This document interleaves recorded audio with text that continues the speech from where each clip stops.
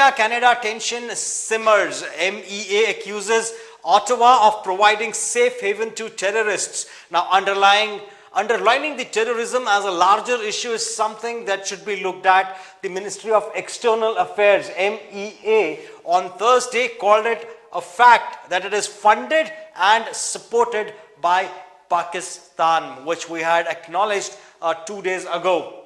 On Thursday, they called it a fact. All right, Pakistan, and the issue of safe havens and places to operate have been provided abroad, including in Canada. The MEA specifically pointed out. In fact, what happened yesterday? There was another Khalistani who was killed in a gang war, probably. So there is a gangster out here in India who's in jail, but he's operating from the jail, and he got another gangster killed in Canada. Now that has sparked the row further. Earlier it was the murder of one of the terrorists, and now it is the second murder that has come into light. Now, following this news, now we have the MEA specifically pointed out that the Pakistan funds and supports terrorism, providing safe havens and operational bases abroad, including in Canada. We obviously condemn any threat, but we should look at the larger issue. The larger issue is that of terrorism, not only terrorism, but also the fact that it is funded and supported. We know this from some time from our western neighbors, Pakistan. But the issue is of safe havens and places to operate have been provided abroad, including in Canada. The question is, do we have the political will to address terrorism, or do we want to justify it and condone it? Now, this is what Justin Trudeau has been doing. This is what Canada has been doing. They just condone it, but they want to justify it. They took this to their parliament, and they had the gumption to say that Indian government is behind the killing of these terrorists on Canadian soil. Now, without any proofs, that day also, 2 days ago, I did say, if you have the proof, why are you calling this out in parliament? Go to ICJ. If you have relevant proofs, please challenge India in ICJ, in an International Court of Justice, and we will answer you there. Now, stated MEA spokesperson Arindam Bagchi, he reiterated that the New Delhi urges for more proactive actions from Canadian authorities, emphasizing that India's concern about Canada revolve around the inaction on terrorism and organized crime. Bagchi went to emphasize India's expectations for concentrate measures from Canadian side concerning their significant concerns about terrorism. He stated, we would expect better steps by Canadian authorities on our very significant concerns about terrorism, the security of our diplomats, the Indian community, and overall anti-Indian activities.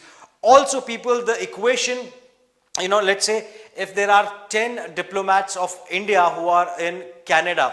Now, Canada had 15. The equation was not balanced one. So now India has asked the extra number of diplomats to be moved out of India. And also, as the ambassador was being sent back, so India has also called for one of the delegates or diplomats to be sent back to Canada.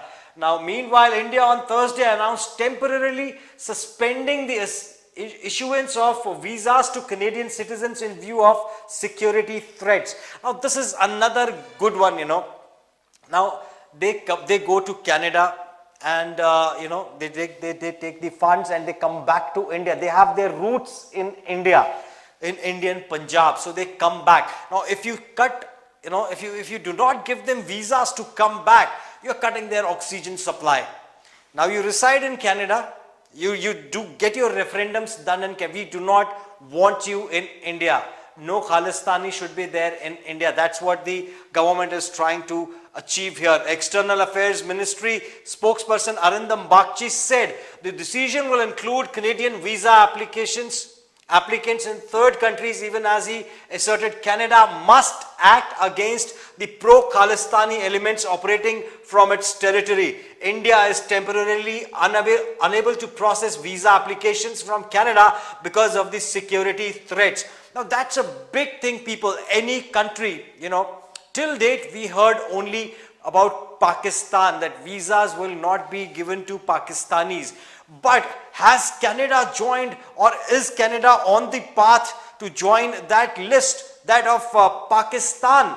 Now it is following the same, Canada being a smaller economy than India from every aspect, be it the GDP, or be it any aspect, be it the exports, everything. Canada is a smaller economy than India. It might be well planned, well managed, but it is a smaller economy. India has the upper hand everywhere, be it the global presence or the kind of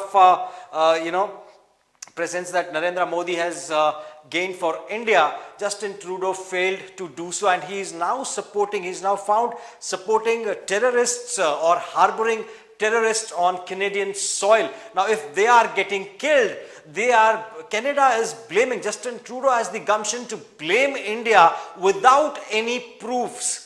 And following this, now what we have here is, you are aware of the security threats being faced by our High Commission and consulates. Now that is the biggest challenge. Anywhere, the most secure place, if something happens to an immigrant, or let's say I go to Canada and on a visa, and where do I go in case of any law and order situation? It's the consulate that I get in touch with. And if the consulate is being threatened out there in Canada, then the law and order situation needs to be reassessed by Canada, owing to which Indian government has decided not, they have issued the statement that it has disrupted their normal functioning, and accordingly our High Commission and consulates are temporarily unable to process visa applications, he said. Bagchi said the situation will be reviewed regularly. He said all categories of visas have been suspended. The issue is not about travel to India. Those who have valid visas and documents such as OCI, Overseas Citizenship of India cards, are free to travel to India, Bagchi said. So once they travel back to India, I'm sure if they belong to Punjab, definitely, there will be security measures taken into consideration, and they will be monitored closely, so that any money trail or any kind of support, if they want to extend sitting on Indian soil, that could be curtailed. That will be the plan of action.